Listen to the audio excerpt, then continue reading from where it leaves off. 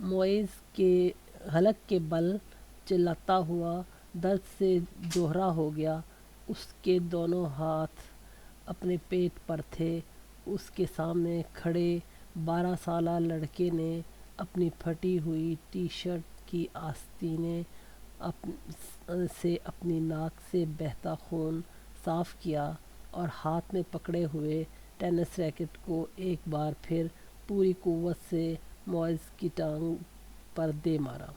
معیز کے حلق سے ایک بار پھر چیخ نکلی اور وہ اس بار سیدھا ہو گیا۔ کچھ بے یقینی کے عالم میں اس نے خود سے 2 سال چھوٹے بھائی کو دیکھا جو اب بغیر کسی لحاظ اور مروت کے اسے اس ریکٹ سے پیٹ رہا تھا جو معیز کچھ دیر پہلے اسے پیٹنے کے لیے لے کر آیا تھا۔ اس ہفتے میں ان دونوں کے درمیان ہونے والا یہ تیسرا جھگڑا تھا اور تینوں بار جھگڑا شروع کرنے والا اس کا چھوٹا بھائی تھا۔ معیز اور اس کے تعلقات ہمیشہ ہی ناخوشگوار رہے تھے۔ ان کا جھگڑا بچپن سے لے کر اب سے کچھ پہلے تک صرف زبانی کلامی باتوں اور دھمکیوں تک ہی محدود رہتا تھا، مگر اب کچھ عرصے سے وہ دونوں ہاتھا پائی پر بھی اتر آئے تھے۔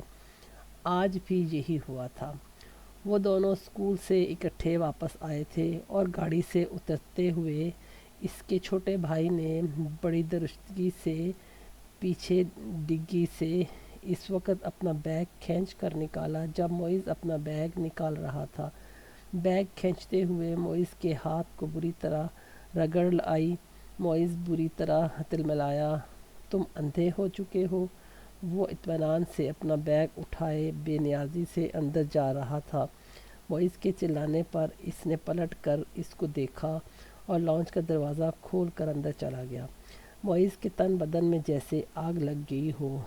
وہ تیز قدموں سے اس کے پیچھے اندر چلا آیا۔ اگر دوبارہ تم نے ایسی حرکت کی تو میں تمہارا ہاتھ توڑ دوں گا۔ اس کے قریب پہنچتے ہوئے معیز ایک بار پھر دھاڑا۔ اس نے بیگ کندھے سے اتار کر نیچے رکھ دیا اور دونوں ہاتھ کمر پر رکھ کر کھڑا ہو گیا۔ نکال لوں گا۔ تم کیا کرو گے؟ ہاتھ توڑو گے؟ اتنی ہمت ہے؟ یہ میں تمہیں اس وقت بتاؤں گا جب تم دوبارہ یہ حرکت کرو گے۔ معیز اپنے کمرے کی طرف بڑھا مگر اس کے بھائی نے پوری قوت سے اس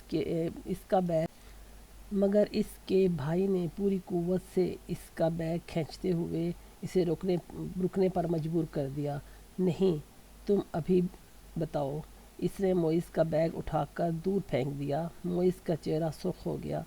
اس نے زمین پر پڑا ہوا اپنے بھائی کا بیگ اٹھا کر دور اچھال دیا۔ اس ایک لمحے کے انتظار کیے بغیر اس کے بھائی نے پوری قوت سے معیز کی ٹانگ پر ٹھوکر ماری۔ جواباً اس نے پوری قوت سے چھوٹے بھائی کے منہ پر مکہ مارا جو اس کی ناک پر لگا۔ اگلے ہی لمحے اس کی ناک سے خون ٹپکنے لگا۔ اتنے شدید حملے کے باوجود اس کے حلق سے کوئی آواز نہیں نکلی تھی۔ اس نے معیز کی ٹائی کھینچتے ہوئے اس کا گلا دبانے کی کوشش کی۔ معیز نے جواباً اس کی شرٹ کو کالر سے کھینچا۔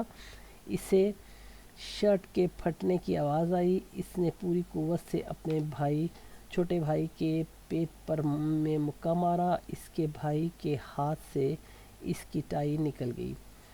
ٹھہرو، میں تمہیں اب تمہارا ہاتھ توڑ کر دکھاتا ہوں۔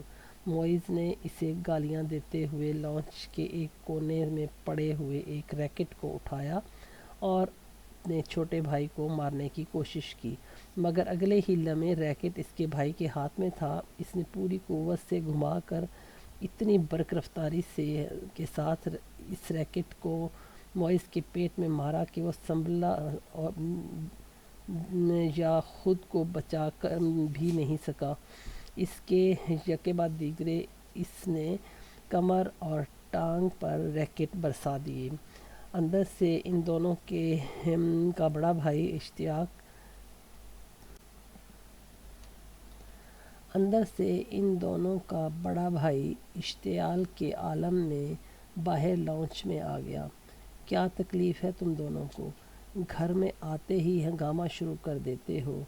اس کو دیکھتے ہی چھوٹے بھائی نے اٹھایا ریکٹ نیچے کر لیا۔ اور تمہیں شرم نہیں آتی؟ اپنے سے بڑے بھائی کو مارتے ہوئے۔ اس کی نظر اب اس کے ہاتھ پر پڑے ریکٹ پر تھی۔ نہیں آتی، اس نے بڑی ڈٹھائی کے ساتھ کہتے ہوئے ریکٹ ایک طرف اچھال دیا اور بڑی بے خوفی سے کچھ فاصلے پر پڑا ہوا اپنا بیگ اٹھا کر اندر جانے لگا۔ معیز نے بلند آواز میں سیڑھیاں چڑھتے ہوئے اپنے چھوٹے بھائی سے کہا، تم کو اس کا خمیازہ بھگتنا پڑے گا۔ میں ابھی تک اپنی ٹانگ سہلا رہا تھا۔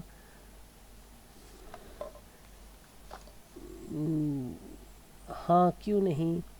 ایک عجیب سی مسکراہٹ کے ساتھ سیڑھیوں کے آخری سرے پر رک کر اس نے معیز سے کہا، اگلی بار تم بیٹ لے کر آنا۔ ٹینس ریکٹ سے کچھ مزہ نہیں آیا، تمہاری کوئی ہڈی نہیں ٹوٹی۔ معیز کو اشتعال آ گیا۔ تم اپنی ناک سنبھالو، وہ یقیناً ٹوٹ گئی ہے۔ معیز غصے کے عالم میں سیڑھیوں کو دیکھتا رہا، جہاں کچھ دیر